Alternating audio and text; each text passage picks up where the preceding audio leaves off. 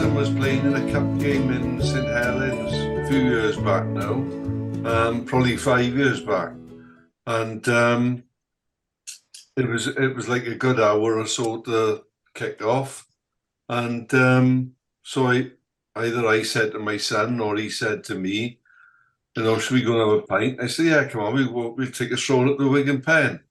We went up there and I give him a fiver to get the beer in, and he said, well, that's not going to be enough. And I said, yes, it will. I said, and I want change. And I think at the time, I think it was £2.30 a pint. And he said, that's bloody incredible. I haven't been anywhere that's that cheap. 30 years. Well, this is usually the cheapest place, isn't it? Yeah. I think Coors was under £3, I think, then. Yeah. I don't drink Coors, but everybody else seems to like. How much is that pint in Mumbles now, then? If you go to the White Rose, it's probably about just over £3, £3.50, something like that. But then you go to other places, it could be anything really. But most of like the Pilot's about £5 a pint, isn't it? I mean, they sell proper beer. But as we talked the other week, I went down the arena and they charged me. Well, I think it's come up now to £8.50 now a pint. That's scandalous, isn't it? Yeah. I'm glad I don't drink alcohol. Yeah, I was just thinking, it's been 9 years now since I've had a pint. I must have saved a fortune. Yeah, for sure. Yeah. The trouble is, it's like everything. It's like giving up smoking. People say I've saved sort of £37,000. You never actually see it, do you? No, what have I spent the money on then? Yeah. I know what I've spent a brunt of the money on since I've stopped. That's all my camera gear. Cameras, yeah. It definitely helped me there with not drinking and stuff. I'm not paying for pornography, so it can't be that. No. And I'm not paying for the women yet, so where's it all gone? Fast cars in, Gary, is it? No, I've only got one fast car. I was thinking of becoming a 2-car family, but the idea of getting a classic car is just buying a load of rubbish, as far as I'm concerned now. Unless you got somewhere good to keep it, you just got to, especially living near the sea, it'll just rot away. Yeah. What you need to do is just borrow one for the sort of the Saturday or something, and just sort of drive it around, and then give it back. You don't need to own it. It's far too much money. I like the idea of owning an old car where you don't have to pay tax on it. So that's quite a cool idea, I think. You still have tax now? Yeah. Still have road tax in Britain? Yeah. Yeah. Is that based on the cylinder? If it's on the emissions, 500 or 7,000 or something, I don't know. On the emissions. It is to a degree. All right. My grandson went to buy a van on Friday from a guy down in Langland, funnily enough, and I did a check on the van, and in fact, my son-in-law did the check on the van while he was there, and he said, did he realise that it's £290 a year for road tax? And he hadn't realised that that's how much it was, but it was a 1.6 diesel VW Caddy. But then when my son-in-law said he said, tell him not to part with any money because there's finance owing on it.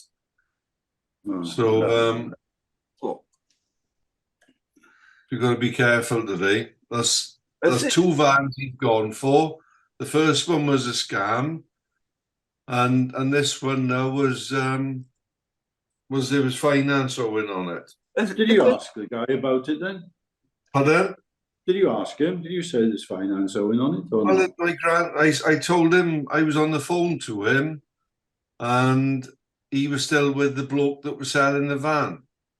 And he said, no, there's no finance on it. He said, and 1 minute he said he bought it off a dealer, and then the next minute he said he bought it off his mate. But he said, I'm not aware of any finance on it, but years ago, I can remember buying a car off a mate. I had it about 2 years and then sold it on. And then the bloke who bought it off me was one of the boys in work, funnily enough. And he said, so they came up to me on the Monday morning and he said, I had the police knocking my door last Saturday morning. And I said, what's that all about then? And he said, there's bloody finance owing on that car you sold me. And I said, well, I didn't know anything about it. So then I contacted my mate and I said, there was, no, I'm in the shit now. I said, there's finance owing on that car. And he said, well, yeah, well, I knew that. He said, but when you sold it, I stopped paying the finance. Well, the bloke I sold it to isn't very happy. So if you buy a car of someone who's bought it on finance and is not paying the finance, if you buy the car, you're gonna be responsible for the finance or what? No, they take the car off you. They'll come and take the car off you. It's the finance company that owns the car then. Yeah. Okay, that's a bit rough, isn't it? Yeah. They'll take it back and they'll sell it. Yeah, he Sell maintains it back to you. he maintains it's a clerical error, but he's going to ring the finance company tomorrow to hopefully clear the situation up. So, bit of a pain in the ass. It's not like the old days. Like I remember my Ford Capri, and I used to call it the Jersey car because it was a tax exile. It didn't have tax for years. It's great. Yeah. There's not much you can get away with now, though, is there? Like, oh no. Yeah. I swapped a VW van for a wetsuit. you won. Listen to this one, and this is a good one. I did a gig. I got paid a Volkswagen Golf GT for the fee. It was a diesel 1600 diesel Golf. Bargain. It was a bucket seat and everything. Coming, Colin. But the thing was, it cost quite a bit to get it up and running a bit, and then, but you couldn't use it in winter times; it wouldn't start. But anyway, it's a long story short. It lasted about 3 months, so I got absolutely pissed one night and wrapped it up around a tree and did a somersault with it. Sort of finished it off a bit. I hate buying a second-hand car unless it's only going to need to last for a year. Yeah. If you know what I mean. I hate paying a lot of money for them. You never know, do you? Well, this cost me back road. It's just the price of one gig, you know. Yeah, no, that's fair enough. Yeah. But just cars are expensive. My neighbour, I won't say his name. When was it? Thursday. He went in reverse instead of forward and bumped into Sharon's grill and smashed the grill. Well, it broke the grill, sort of thing, where the screws are. Thought it would be about 100 quid, sort of thing, and then they said, no, you've got to buy both parts. We're up to about 580 quid at the moment. Modern cars are frightening now. My son's mate, he's got a Nissan Fairline or Starline or whatever. He can't check the tire pressures because he's got to go into the main dealer because they're nitrogen filled. So his tires are going to be checked. He can't just top up the coolant because it's going to be vacuum filled. You open the bonnet and all you say is, yes, the engine's in there. That's it. Otherwise, it's going to go back to the main dealers. It's bloody ridiculous. It's gone the days of a Morris 1000 and a Mini. You could just open it up and then pick up the engine and just pop it out like that, and then do whatever you wanted to it. Or the old Volkswagen engines. I've never heard of the tyres before, though, Gary. But they're nitrogen filled. I've never heard of that. Yeah. It does make much difference, especially on a racing track. Yeah. They don't go down, do they? Doesn't nitrogen stay the same? It doesn't get hot. The gas doesn't get hot. I've had the bloody low pressure light on mine now since the weather's gone cold, but the pain in the arse. People don't change tyres much now, do they? They get the AA or whatever how to do it. You know, it's just by the time you find the locking key and try and undo the bolts that they put on with their pneumatic guns. Yeah. You just Never can't get do them.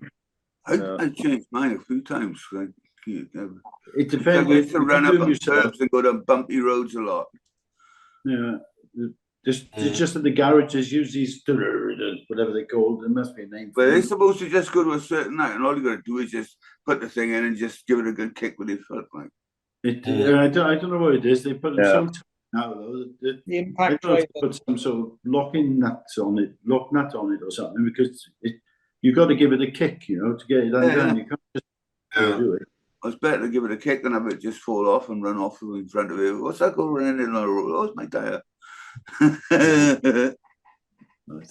I don't know. I hate, again, that's another thing.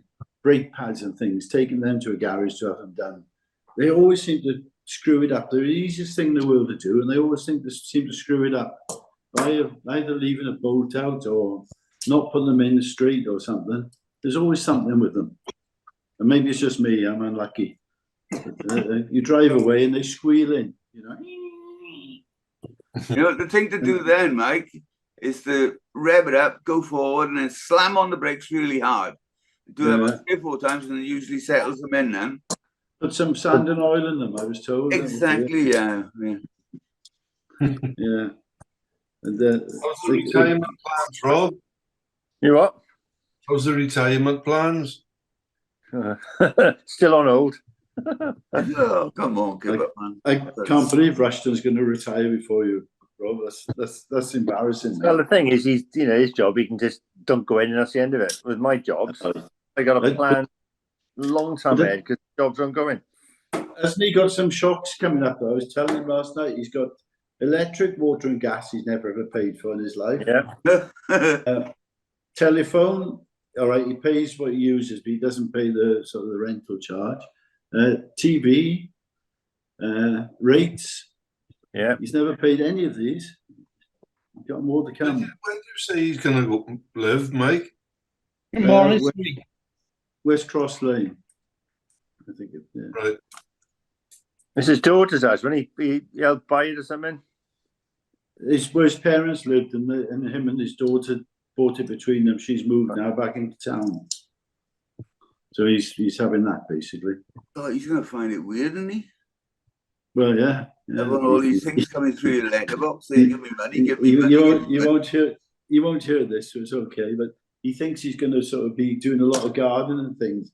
But I said to him, like, he hasn't got a garden at the moment, but it's hard work gardening, isn't it? I know some of you may do it, some of you may not, but you know, you bend down 4 times and that's it, isn't it? Yeah. Well, you know, he's going to have a hell of a shock. He will have a hell of a shock. Yeah, you do things, so don't you? You think I'm all right. The next day you wake up and you can't move. Yeah. I find like people will say to me about doing a job, and I say no, I don't do jobs anymore, and then I got something to do, and just purely not working that hard, but just having to be on your feet for like 8 or 9 hours, and the following day my flipping back is in half, you know. So I got the same when I'm doing a gig, because Biscuit is legs and back, because you jumping about and you're running about, the sort of thing, and doing ooh-ha and blah, blah, blah. Yeah. And now I got to have a stool on stage to take every 3 or 4 songs just to sit down and just take the weight off my legs or something like that, you know. I mean, next day you feel like I've done a marathon. Yeah. Do you play electric guitars besides acoustic? No, I don't. Since I couldn't make it tonight from Sam. Also from Dave. Hang on, sorry, Biscuit. Dave said sorry, you can't come, and Howard as well said sorry, you can't come. No, I used to play with electric guitars, and then I went back to always had electroacoustics, but I use electric now because I've got guitarists to do it for me. Yeah, because electric guitars can be bloody heavy around your neck. Bloody right, yeah. I used to have 2 strats and Yeah. 2 strats. Talking of something we were talking about a few weeks, well, probably a few months ago now, we were saying about who was the guy, remember Basil, the Drugs. detective? Mm. We were saying about there was a little guy who used to go around selling drugs a lot in town. Yeah. And we couldn't remember. I think his name was Hank. Oh yeah, Hank. Yeah. Hank the fucking skinhead. Yeah, that's it. Yeah, we were talking about him last night. So it just sort of came out in conversation. I remember Hank the skinhead. Yeah, well, he used to supply a lot of people. All right. I didn't know that he was. We actually saw him a few years ago. We were going on our way to see the Swans, and he was walking away from the stadium, walking a dog, like a pit bull looking type thing. The dog was probably better looking than he was, but because he was never a sort of what you'd call a handsome bloke, like, was he? No. I know, I seem to remember there was a photo of him in one of the Facebook pages in the toilet of the Tembe, going like that or something like that. He could have been, but the two of the girls he used to hang around with, who were both skinheads, was married to somebody I know at the time, Howard, and they used to hang around. And one of them was a biggish girl, much bigger than him. There's somebody you wouldn't want to get involved with, if you know what I mean. Yeah. And they were just talking about the sort of scrapes and everything they got into, and what they were doing at the time, and it's quite funny, it's a bit twin towns, if you know what I mean. Oh, really? Yeah. You could probably write a book on it, sort of thing. And I tell you what, in the Wigan pen, I've never been kissed so much by men as last night. Everybody was kissing the top of each other's heads. I found it very weird. It was very odd. Yeah. I mean, it was after sort of 7 or 8 pints, but it was just one of those strange things. Yeah. I didn't think people did that so much anymore. It wasn't that. It was like grab your head and. Yeah. So, if you ever go down and they do that, don't worry about it. All right, it's just one part of the scene. Yeah. Just take it. Something to do with the name of the pub, the Wig, and the pen. Paying homage to the Wig, perhaps. So many pubs closed down in Sandfield. It's frightening. Yeah. You run through them. There must be about 20 pubs closed down. Yeah. Well, you count them on one hand now, can't you? Yeah. I don't know. I mean, even the pubs are over. Like we went past the Pantiguida the other night, but it's not a pub anymore. It's a restaurant, isn't it? Yeah. Is it badminton? Surviving. Yeah. Oh yeah. No, Badminton still open? Yeah, that's about the only one. Oh, I think the one. What's it? They renamed it. One on the corner of the prison. The Bath. The Swansea Jack. No, the bar. Oh, yeah, the Bath. That's Hoopers now, isn't it? It's what? Hoopers.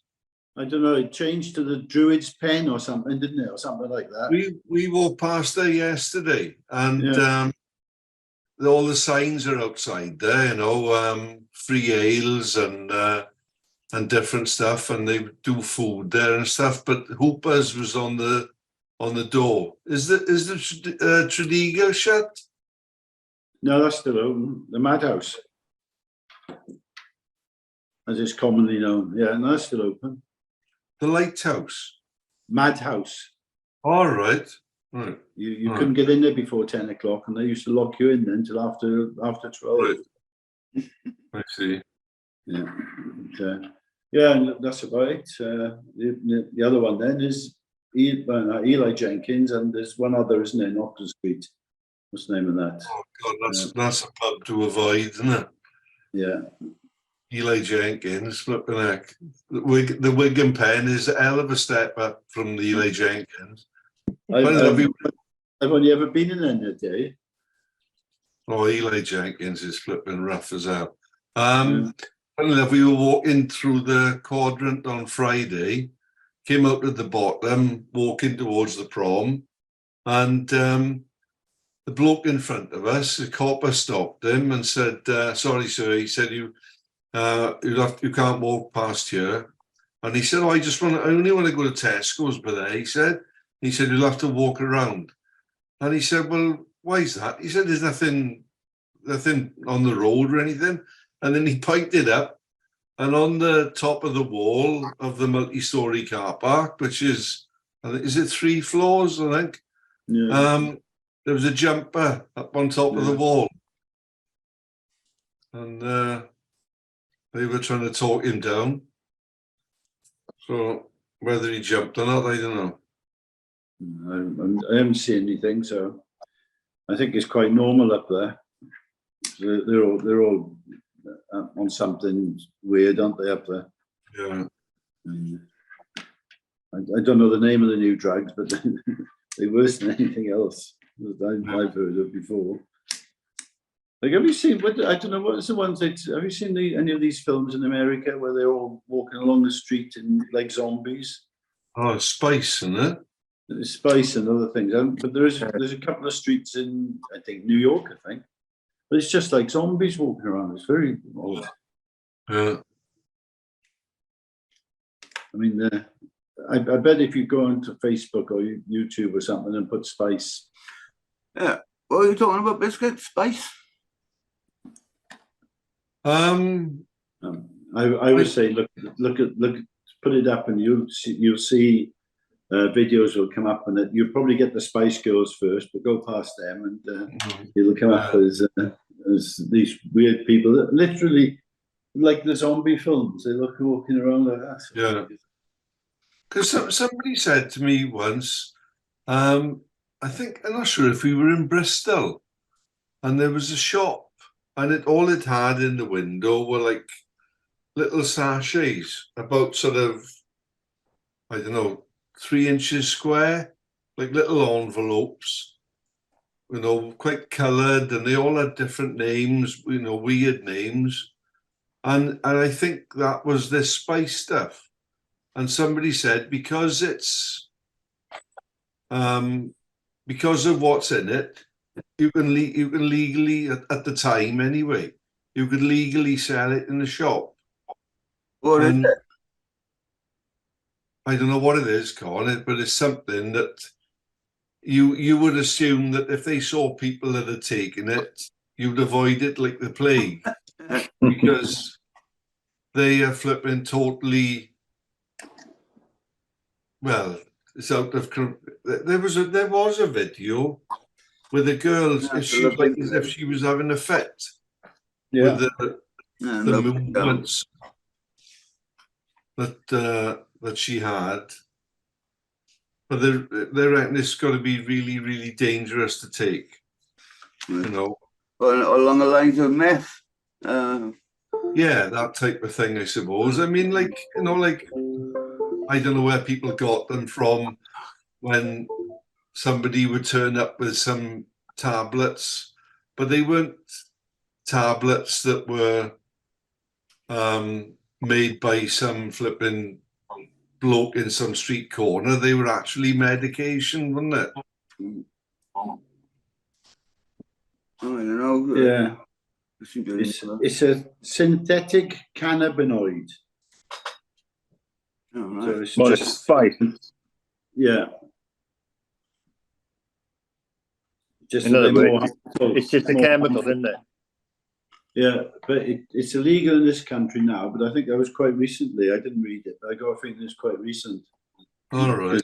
Any hallucinogenic drug, I think, was made illegal.